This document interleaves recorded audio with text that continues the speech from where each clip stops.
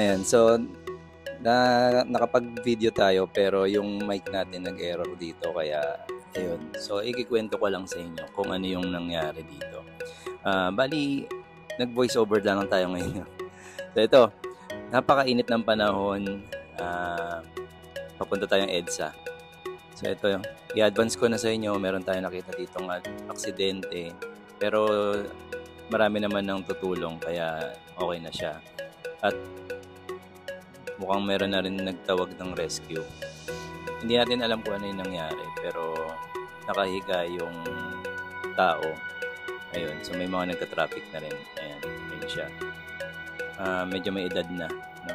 So, ayun, dito kasi palobat na tong camera dito sa ano na to, sa punto na to. Kaya ayun.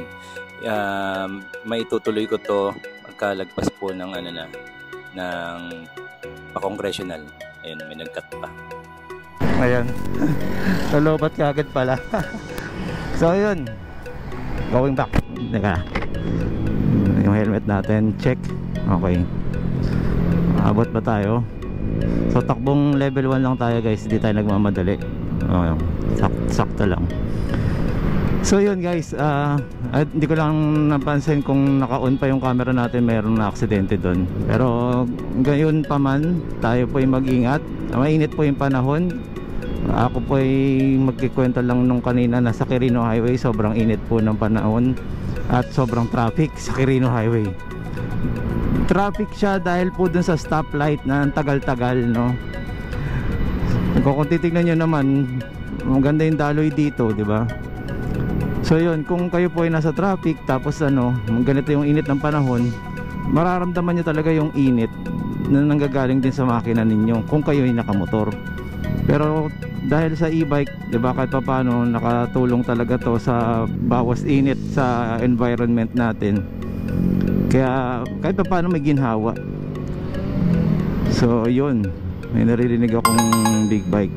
Saan yun? So ayan, yung tambucho kasi, 'di ba, meron din siyang fan.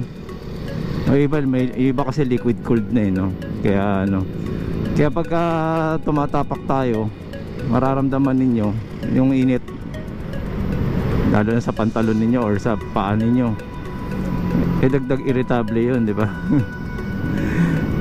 So 'yun guys, may magandang balita ako sa inyo. Meron po tayong e-bike company na pupunta sa ating event.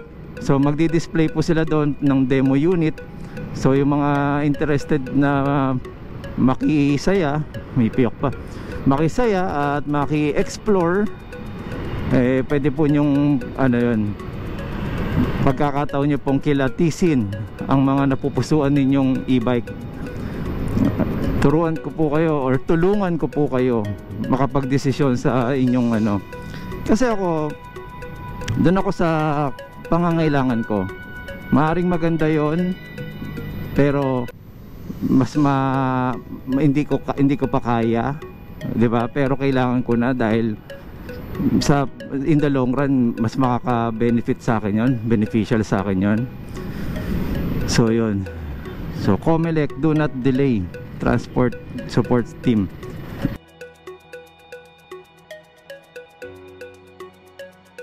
It's me. Ayun, going back. Nasa tayo. Ang galing nito. Husay. Kita nyo yun guys, yung cut nya. Kulit eh. Parang lang. Hindi ko maintindihan. Kaya tinan nyo po kung yan, sisitayin ko. Mag-aaway lang kami, di ba? So ayan natin, adjust na lang tayo guys. Baka you tell me tayo. So yun, at nakakatawa yung nasa traffic kanina sa Quirino. Sabi, Vespa. Hindi, lang yan. Hindi, Vespa yan. Naka Jordan eh. Naka Jordan daw kasi akong sapatos. So doon na hinusgahan. Tapos pagtingin nila, e-bike pala talaga. Ayun, so ano lang, sa mga ano po hindi nakarelate, pasensya na po. Hindi po tayo nagyayabang, ano lang, katuwaan lang po. Kasi minsan binabagayan daw eh, no? What?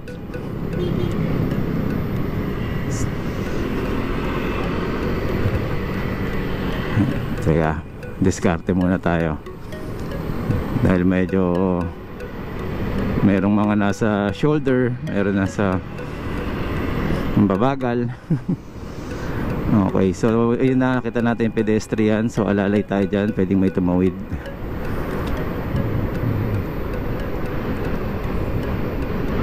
Okay, so balik tayo sa ano, papalapit sa kanan dahil tayo ay kakanan dun sa area papuntang Agham. Ayun, no, dire-diretso talaga siya, oh. Nakita mo nang may nakasignal, no? Delikado yun guys, yung ano, yung malupa.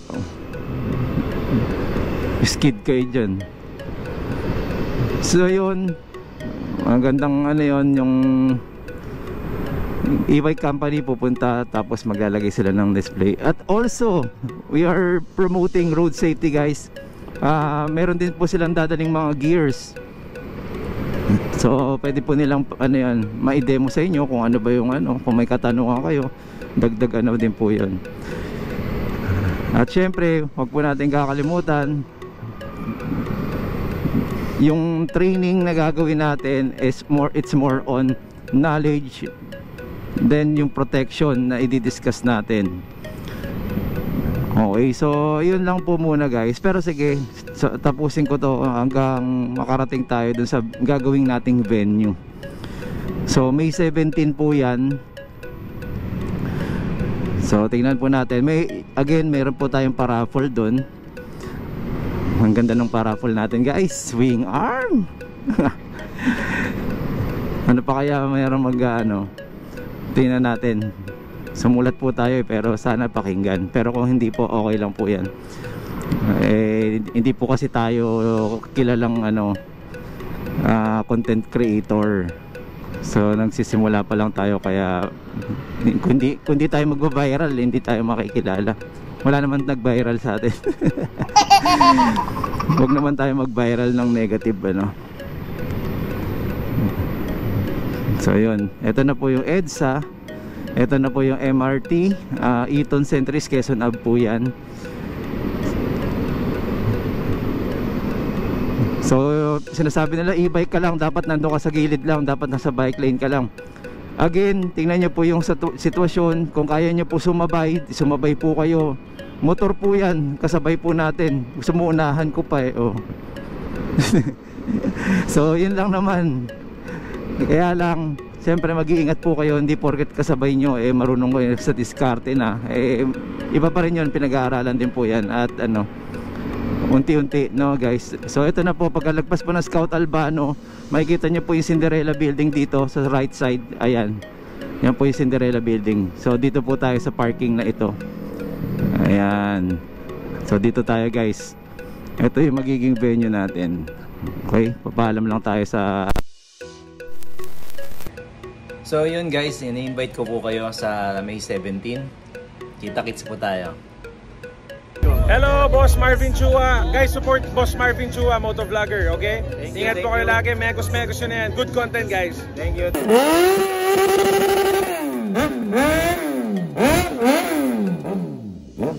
Guys, pakilala ko lang my nephew or Oiko, Masaki and Taichi. Marvin Chua motovlog.いいねとチャンネル登録よろしくね。